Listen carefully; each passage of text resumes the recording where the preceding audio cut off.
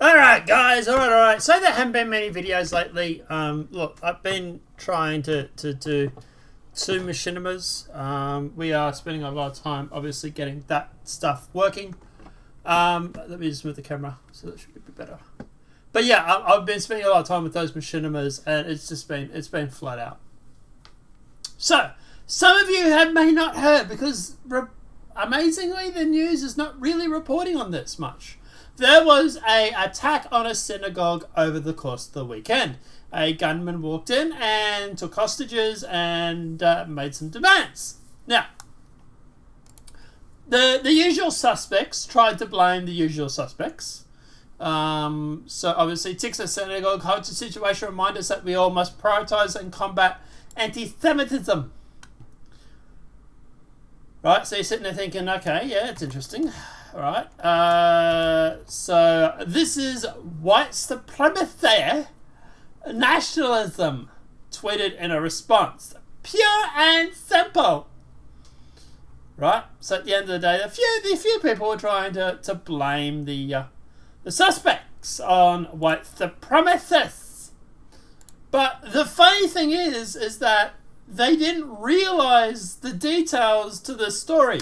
So we're going to watch this video. It goes to 2 minutes 47 seconds, and it's going to fill in a lot of the blanks. And at the end of it, we can discuss whether you think this might be white supremacy or not. So let's jump into this video.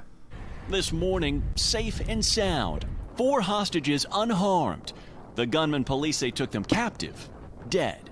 An 11-hour standoff finally brought to a close with a loud bang.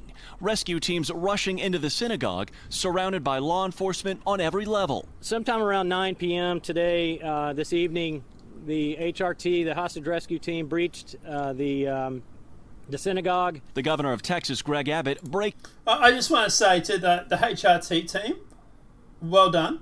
Although there are some doubts over whether it was actually them that actually allowed the hostages to escape. It seems like it might have been the hostages made a run for it when they had a chance and they were running out, and then obviously the HR team went in after the hostages were clear. But still, HRT was on the scene, full props. King the news, tweeting, prayers answered, all hostages are out. President Biden adding in his own statement, we are sending love and strength to the members of Congregation Beth Israel, Colleyville, and the Jewish community. Do something, man. You gotta get a casualty. The day of drama began Saturday morning. A Facebook live stream of the synagogue's Sabbath morning service, appearing to capture part of the incident before it was removed. At this moment in time, we have no casualties. One of the suspects demands the release of a notorious prisoner held in a federal detention center some 20 miles away.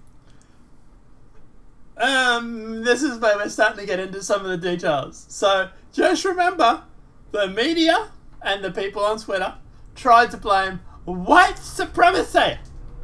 Right? This is supposedly white supremacy, pure and simple. Let's get going. Ethe Siddiqui, at one time known as That's a weird name. Not really sounding weird. But, hey, maybe she's like adopted or something, right? Who knows? Known as Lady Al-Qaeda. Oh. And the world's most... Wait, what? Sorry, what did they say that? Let me rewind that for you. Qaeda. What? Now you might be starting to work out why you mightn't have heard about this on the media much. And the world's most wanted woman was convicted in 2010 of attempted murder of U.S. soldiers. We do believe from our engagement with this subject that he was singularly focused on one issue, and it was not specifically related to the Jewish community. Federal agents, including the ATF and FBI, converged on the scene. Crisis negotiators able to get in contact with the suspect early, then kept an ongoing dialogue that continued late into the night, even after one male hostage was released uninjured in the early evening. The remaining 3 others in peril for a tense 4 more hours. It's extremely personal, but I see lots of hope, and what we saw was a crisis here, but there's lots of hope in how the community came together. And overnight, President Biden did release a statement regarding this, saying in part, "Let me be clear, to anyone who intends to spread hate, we will stand against anti-Semitism and against the rise of extremism in this country." The president going on to express his support for the law enforcement that brought this harrowing standoff to a close. Willie?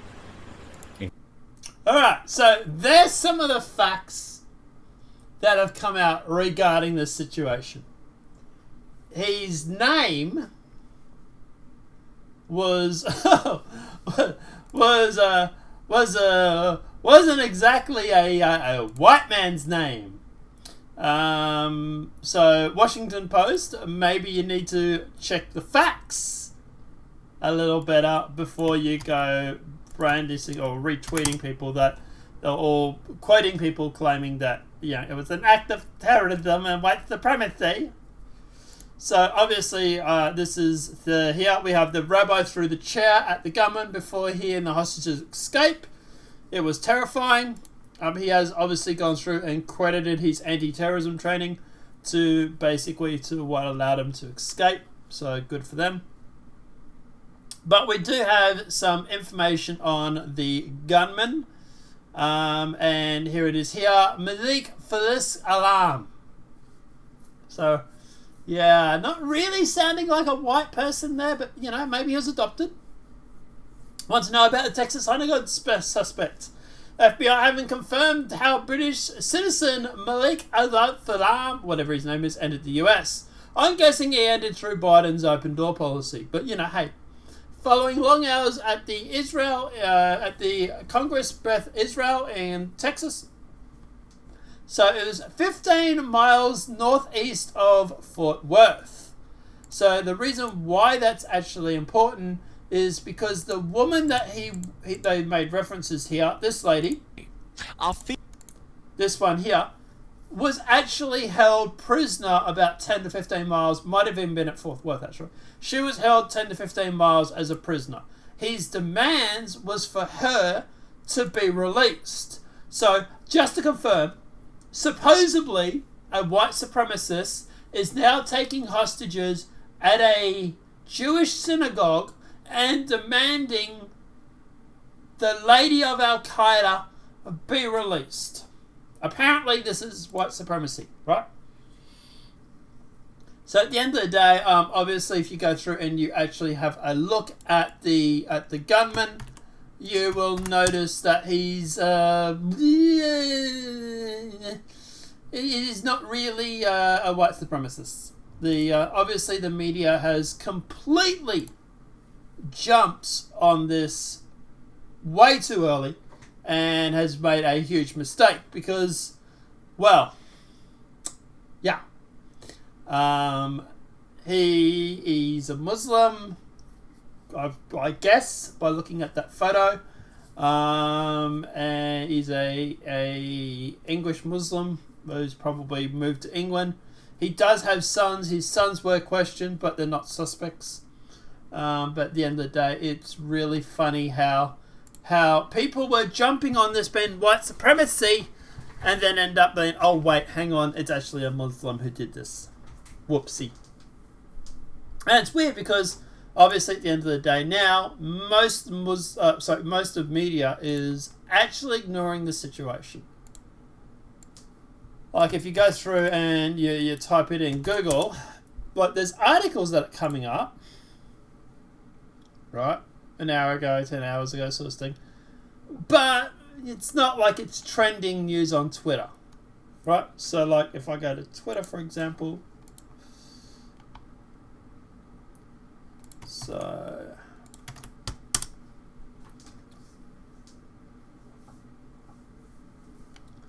we have a look at Twitter and we have a look at what's happening. So it won't let's just show me. Let me just bring up any random story. So here, so what's happening? Remember Betty White on her 100th birthday. How climate change gave us teeth. Credit rise, like Ninja. Like, yeah, it's really, they're not talking about this. And If it had been a white supremacist, I imagine there would have been a lot more hashtags and stuff like that. But obviously the left is sticking their head in the sand and ignoring it because inconvenient facts. But yeah, guys, obviously this is the situation. This is what you need to know about this situation.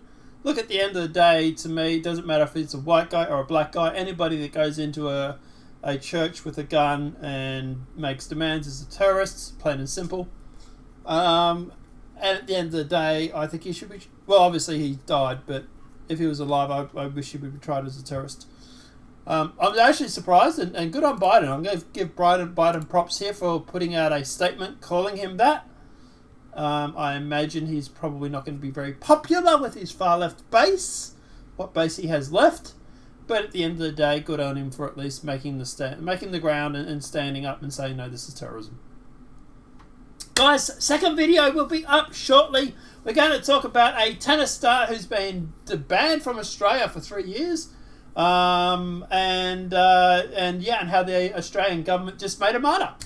But guys, let me know what your thoughts are in that comment section below regarding this story. Apart from that, have a great night, enjoy yourself. I'll see you in the next video coming up right after this. Have a great night and enjoy.